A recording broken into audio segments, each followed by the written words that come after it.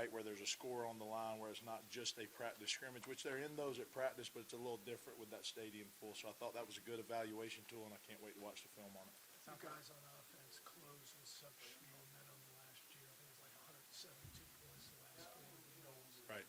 Has anything this spring happened to dampen your enthusiasm for what you got them all back? I'm proud of the guys. I'm proud of the continuity we were able to keep in retention, and I'm proud of the leadership that's been created on offense. I thought this was one of the most competitive springs I've been a part of, right? And that's not only offensively within position, that's also against the defense. Iron sharpens iron. We got a really good defensive line to go against with the offensive line every day. I think that group's improved. Our receiving depth going against Dorian Strong, Mansour Delane, and the depth that we have at defensive back.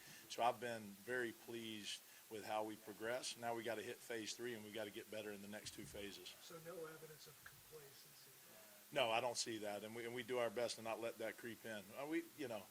However we finish the year, like the message is we were 7-6, and that's not the standard, right? We want to be able to raise the bar at Virginia Tech, and we got to do that one phase at a time. So I'm very pleased with how the guys worked in phase 2 and how they came out with an approach to get better every day. PJ and Jarikas both find the end zone, a couple of local guys.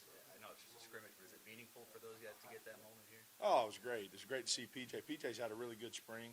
Been impressed with what he's done. He plays back. He plays slot. He can do a lot of different things for us. And Jay Rikas is a guy who's got a bright future, I think. It was good to see him. Obviously, it's always good to get your first touchdown with fans in the stands. That was good to see, capping off a good spring for each of those guys. When you have a quarterback of Duran's caliber in a game like this, are you just counting down the snaps until he gets out of the game? No, I won't answer that way. It's good to get him out there and get greased up. Coach has got a quick whistle on those guys. Probably too quick for his liking. A lot of what he can do off script, right? That's a big part of his game. So he gets frustrated with that at times. But it's good to get him out here, get him greased up in front of the fans.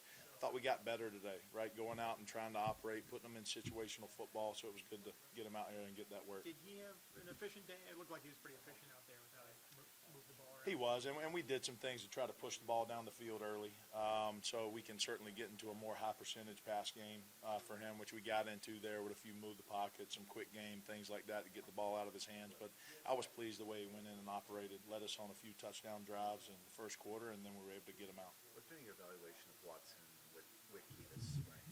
They've both improved tremendously. You know, Pop's got a little bit of an edge right now. I think the reps just played out today the way they played out, but we've got to continue that evaluation process. I think each of them got a long way to go. They know that, and we want to continue the evaluation through the next few phases.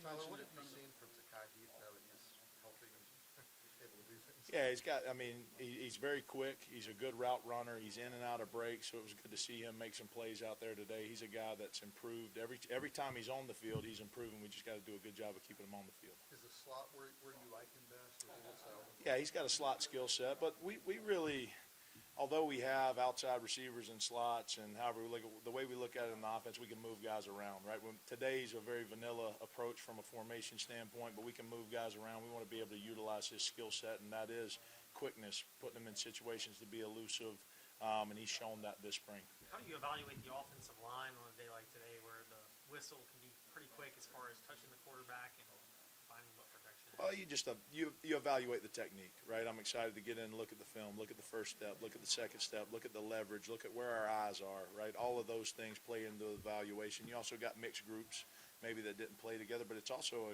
a great evaluation to get guys in at different spots, right? Braylon Moore able to get in at center for a couple series. That's huge. We've been able to do that all spring. So we'll get in and look at the tape, look at the technique of it, look at the why, and make adjustments from there. You mentioned being in front of the fans, installing this spring headset communication. How was that kind of rolling out in front of 20, 30,000 fans for the first time? It was great. It was the same as it has been. That's been a pretty turnkey approach. Stu Carter and those guys in the equipment room have done a really nice job. We've been able to go 2-1 with the defense every day, and then today the quarterbacks had all three. I think it's a valuable tool. I think it certainly helps the offense more than the defense, and we'll continue going with it. Each quarterback's a little different with the information that he wants out there. So that's a give and take. That's a communication process with each of those guys, but I think it's been pretty turnkey as far as going in and using it. Tyler, with the transfer portal opening on Monday, are you guys going to consider potentially looking at a veteran backup quarterback, knowing that behind Tyler it's two registered freshmen and two freshmen? Well, I think we're going to look in the portal in every cycle, and we want to make each position as competitive as possible, and that would be no different in that position. You got a bunch of catches out of the backfield from running backs without using too much, and that's obviously one of his skills. How big a part of the offense can that be? It can be a huge part. I mean, you talk about outlets out into the flat with blockers in front. I mean, that's another way to attack the alleys of the defense, not only in the run game with some of the pitch things and things we do on the perimeter, but also getting the ball out in space, getting the ball out of the quarterback's hands fast, frustrating the pass rush. That's something that we can continue to look at, and something that's a big part of our offense. Threat quarterbacks to be able to read the edge, right? RPOs, triple throw options, different things that we do. So that's a part of what we want to look at in the evaluation process. And we're certainly always looking for a guy who's got good hands in the pass game, because when you have a back, when you have a tight end that can match up in the pass game, they're generally getting the most advantageous matchups on the field. Coney looked pretty comfortable out there with the carries he got. Has that been what he's shown this spring? He has. He's a tough guy. You know, that's the thing I would say. He's got the ability to run tough, run downhill. I think you saw that today, and we'll look at the tape and kind of see where it lands.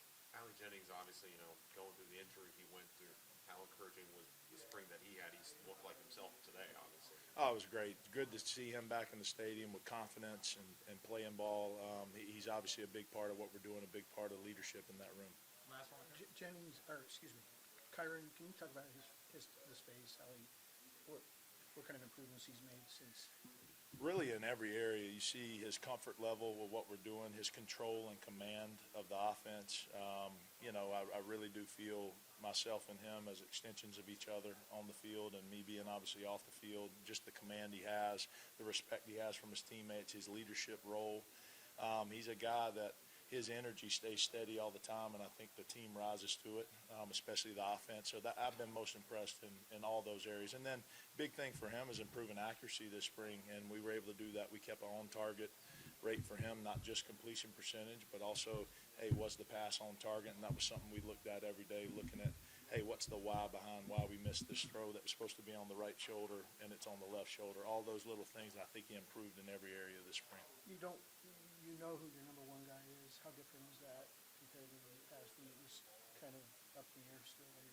Yeah, I think it's a good thing. I think it's a good thing going into the offseason. Obviously, having Kyron, being able to build around him, and being that key piece of the offense, it's been huge. Thanks, Kevin. All right. Thanks, guys.